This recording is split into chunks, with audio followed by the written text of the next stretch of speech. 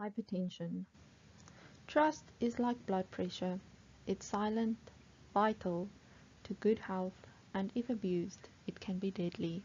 Let's take a look at hypertension. Hypertension occurs when there is an abnormal elevation in the arterial blood vessels of the human body. Therefore, as a result, the patient has an increased risk of developing harm, or when there is harm developed in the body due to this excess amount of pressure in the arterial blood vessels. So firstly, we need to take a look at the blood pressure formula. There is a worldwide known blood pressure formula.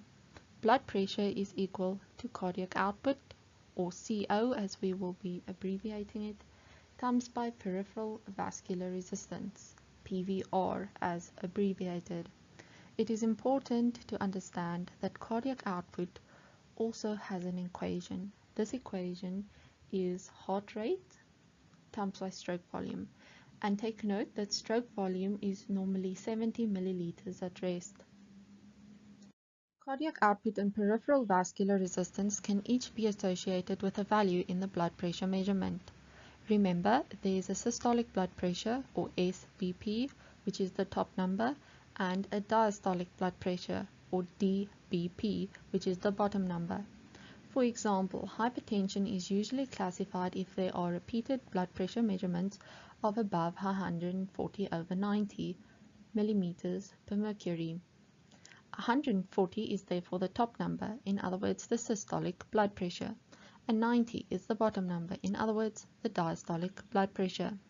Therefore, cardiac output is associated with the systolic blood pressure, and peripheral vascular resistance is associated with the diastolic blood pressure. Taking a deeper dive into what peripheral vascular resistance means. PVR, or peripheral vascular resistance, is determined when we take a look at the diameter or diameters of the small peripheral arterioles. There are factors that control PVR, and in other words control the diameter of the peripheral arterioles. Some of these factors include nitric oxide, which acts as a vasodilator, endothelin, which acts as a vasoconstrictor, and the sympathetic system, which also acts as a vasoconstrictor.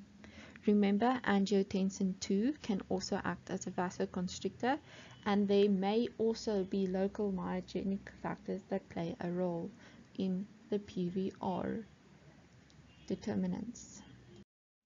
Cardiac output mainly determines the systolic blood pressure, if you remember. So CO is mainly determined by SBP. The SBP can be determined as we did heart rate times by stroke volume.